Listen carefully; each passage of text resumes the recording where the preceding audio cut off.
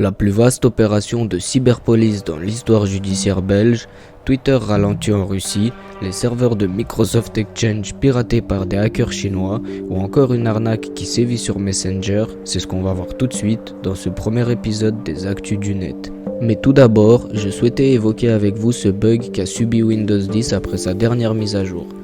En effet, il se peut que dans certaines circonstances, si vous souhaitez imprimer, un écran bleu de la mort apparaisse vous demandant de redémarrer votre machine. Selon plusieurs médias sont touchés les imprimantes de marque Zebra, Kyocera ou encore Ricoh. Microsoft, quant à lui au courant de la situation, a récemment fini par apporter une solution procédurale disponible sur leur site. Vous y trouverez notamment une vidéo explicative sur comment régler le problème en attendant la prochaine mise à jour. Autre fait, c'est récemment les journaux qui ont sorti un article de ce qu'ils qualifient la plus vaste opération de cyberpolice dans l'histoire judiciaire belge. En effet, selon RTL Info Belgique, la police soupçonne la société SKECC d'avoir mis à disposition de groupes criminels un réseau de téléphones chiffrés qui sont censés garantir la sécurité des messages écrits, mais aussi des enregistrements ou encore des photos que peuvent s'échanger chaque jour les utilisateurs. Le Parisien explique que les policiers belges qui ont pu pénétrer le réseau en 2018 ont intercepté au total 1 milliard de messages dont la moitié a été décryptée à ce stade. Selon le même média, c'est environ 3 millions de messages cryptés qui s'échangent chaque jour et cette opération de vaste envergure qui a mobilisé 1600 agents aurait donné lieu à plus de 200 perquisitions qui ont permis la saisie de 17 tonnes de cocaïne, mais aussi des armes, des voitures de luxe, d'uniformes de police ou encore d'une somme de 1,2 million d'euros. Au total, c'est 48 suspects qui auraient été interpellés et l'opération aurait permis la saisie de 185 téléphones sur les 171 000 qui sont en circulation. Ces smartphones d'apparence banale sous Android ou iOS qui sont équipés du système SKECC sont principalement utilisés par des criminels de grande envergure, rapporte le procureur chargé de l'affaire. Quant à Sky Global, la maison mère de SKECC qui se situe au Canada, s'est récemment vu annoncer la mise en examen de ses dirigeants par le département de la justice aux États-Unis. Ils sont poursuivis pour, je cite, avoir participé sciemment et intentionnellement à une entreprise criminelle qui a facilité l'importation et la distribution transnationale de stupéfiants par le biais de la vente et services de dispositifs de communication cryptés.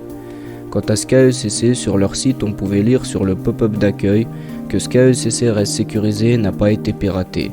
Mais récemment, celui-ci s'est vu saisir par les autorités américaines et britanniques et n'est donc plus accessible au public.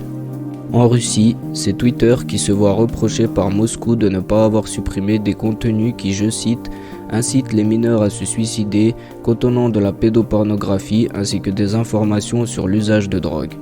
Ceci a eu comme conséquence directe le ralentissement du fonctionnement de Twitter en Russie qui s'est aussi vu menacé de blocage. Selon Capital, les autorités russes auraient multiplié ces dernières semaines les critiques à l'égard de Twitter, mais aussi Facebook, YouTube ou encore TikTok, en dénonçant leur toute-puissance et critiquant leur modération des contenus, notamment politiques, comme le fait que Facebook ait bloqué des articles des médias russes RBK et TASS, traitant notamment de l'arrestation d'extrémistes ukrainiens présumés, ou encore les plusieurs hauts responsables russes qui ont aussi vu par le passé leurs comptes bloqués, comme par exemple le chef du programme spatial Dimitri Rogozin, le dirigeant tchétchène Ramzan Kadyrov ou encore le sulfureux homme d'affaires Evgeny Prigojine. C'est le Service fédéral de supervision des communications, des technologies de l'information et des médias de masse, le Roskomnadzor, qui en Russie est le gendarme de l'internet et des médias et qui a notamment le pouvoir de bloquer des sites ou ressources internet dans le pays. Ce dernier affirme avoir pris des mesures centralisées à l'encontre de Twitter, à savoir le ralentissement de la vitesse du service. Au 10 mars 2021, 3168 documents contenant des informations interdites n'étaient toujours pas retirés, dont 2569 avec des appels au suicide par des mineurs, 450 avec de la pornographie juvénile, 149 avec des informations sur la consommation de drogue, détaille dans son communiqué de presse le Roskomnadzor qui a de son côté, assure-t-il, envoyé plus de 28 000 demandes initiales et répétées de suppression de liens et de publications illégales. Si Twitter continue d'ignorer les exigences de la loi, les répliques se poursuivront conformément au règlement et peuvent aller jusqu'au blocage, prévient l'agence. Quant à Vladimir Poutine, il a jugé fin janvier dernier à Davos en Suisse que les géants de l'internet étaient déjà en concurrence de facto avec les États, évoquant notamment leur tentative de vouloir contrôler brutalement la société. En France, c'est le média cyberguerre Numérama qui a publié un article expliquant ce que peuvent faire les malfaiteurs avec votre numéro de sécurité sociale, faisant directement référence aux événements survenus en fin février 2021, à savoir la fuite d'un fichier contenant 500 000 numéros de sécurité sociale. Ces données proviennent d'après Libération de laboratoires et auraient été collectées entre 2015 et 2020, dont la majorité d'entre elles datent de 2018 et 2019. Toujours selon le même journal, cette situation est due à cause d'un logiciel de saisie de renseignements médico-administratifs développé par Daedalus France qui s'occupe aussi d'installer et maintenir le parc informatique pour le compte des établissements. C'est au total 27 laboratoires médicaux qui ont subi la foudre des hackers et qui ont laissé s'échapper 500 000 numéros de sécurité sociale. Et concrètement, si vous ne le saviez pas, les 15 chiffres indiqués sur votre carte vitale ont tous une signification. Votre numéro de sécurité sociale est d'ailleurs considéré à la fois comme une donnée à caractère hautement sensible au regard de la loi informatique et liberté de 78 et comme un agrégat de données personnelles au regard du règlement général sur la protection des données, le fameux RGPD. Ces deux qualifications font que sa demande et son traitement par des parties tiers doivent remplir de nombreuses exigences. Et si vous commencez à effectuer vos démarches en ligne, vous avez peut-être remarqué que l'on utilise le numéro de sécurité sociale pour s'identifier sur différents sites du service public comme le site des impôts, la CAF ou encore Amélie. Et dans le cas où une personne un minimum compétente et mal intentionnée viendrait à récupérer votre numéro de sécurité sociale, celle-ci peut, en théorie, être en mesure d'avoir accès à tous vos documents administratifs et dans le pire des cas s'en servir pour vous voler votre identité numérique et l'utiliser à des fins malveillantes. Le pirate qui aurait accès à toutes sortes d'informations médicales sur sa victime pourrait s'en servir pour faire du chantage ou pour effectuer des paiements de soins frauduleux, nous explique Numérama. Récemment, plusieurs médias ont mis en lumière cette affaire concernant le service de messagerie professionnelle Microsoft Exchange qui s'est vu piraté par des hackers chinois présumés appartenir au groupe Hafnium, lui-même soutenu par Pékin selon des experts. Ceux-ci en profiteraient pour y installer un web shell, en quelque sorte une porte dérobée qui permettrait d'analyser le système dans lequel ils se sont introduits pour décider ensuite s'il faut aller plus loin.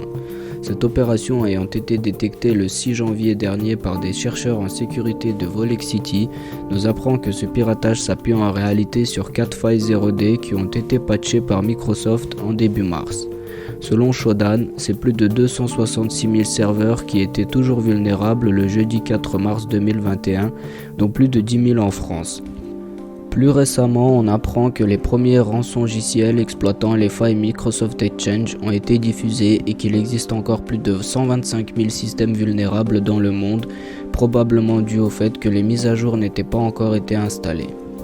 Ces fameuses failles qui sont aussi utilisées par des groupes de cyberespionnage inquiètent notamment les États-Unis qui selon l'actu Orange se rapprochent d'une cyber-riposte. Le média nous rapporte que c'est un haut responsable américain qui a affirmé vendredi 12 mars que l'administration Biden s'apprêtait à décider d'une riposte aux récentes cyberattaques au moment où l'inquiétude grandit sur les conséquences de la dernière en date. Clubic rapporte aussi qu'E7 Research aurait détecté que certains des serveurs de messagerie piratés seraient reliés à d'importantes organisations comme l'autorité bancaire européenne et que c'est en réalité 10 groupes de pirates qui auraient été identifiés et que des serveurs ont été corrompus non seulement en Amérique du Nord et en Europe mais aussi en Asie de l'Est, au Moyen-Orient ou encore en Amérique du Sud. On va finir cet épisode en évoquant Facebook, plus précisément sa messagerie instantanée Messenger qui voit depuis quelques années un genre d'arnaque qui vise à vous voler vos données personnelles. Le média La Dépêche explique le regain d'intérêt que connaît cette méthode ces derniers temps. En effet, il se peut que vous receviez ou ayez déjà reçu un message de vos contacts vous incitant indirectement à cliquer sur un lien avec les mentions telles que « Regarde ça, ça te ressemble pas » ou encore « Est-ce que c'est toi dans cette vidéo ?» Cette technique assez connue mais qui continue à faire des victimes a pour but de vous rediriger vers une page de phishing, une page web qui ressemble en tout point à la page de connexion de Facebook et qui vous demande d'entrer vos identifiants pour voir le contenu promis. Sauf que vous vous en doutez, une fois vos identifiants rentrés, c'est un pirate qui va récupérer ceux-ci afin de les utiliser pour se connecter à votre compte et envoyer le même message dans le but de faire plus de victimes. Le géant américain a d'ores et déjà pris ses précautions en proposant l'identification à 2 facteurs que vous devez activer manuellement dans les paramètres de votre compte afin que ce soit effectif. Une fois activé, il vous sera envoyé un code sur votre smartphone afin de confirmer que c'est bien vous qui souhaitez vous connecter à votre compte. Cette méthode est très efficace et il est évidemment conseillé de l'utiliser tout en gardant à l'esprit que c'est pas la barrière ultime et que si vous faites face à un pirate déterminé et compétent, il y a beaucoup de chances pour qu'il arrive à ses fins avant même que vous vous en rendiez compte. Et que vous ayez cliqué ou non sur ce genre de lien louche, il est toujours bon de se rappeler que c'est nécessaire de changer ses mots de passe régulièrement à intervalles d'au moins une fois par an pour éviter toute mauvaise surprise. Et dans le cas où vous souhaiteriez revoir la gestion de vos mots de passe, comme le fait d'utiliser un mot de passe fort et unique propre à chaque compte que vous créez, ou encore savoir comment retenir des mots de passe forts de plus de 30 caractères, n'hésitez pas à consulter la description de cette vidéo dans laquelle vous trouverez également toutes les sources qui ont servi à faire cet épisode.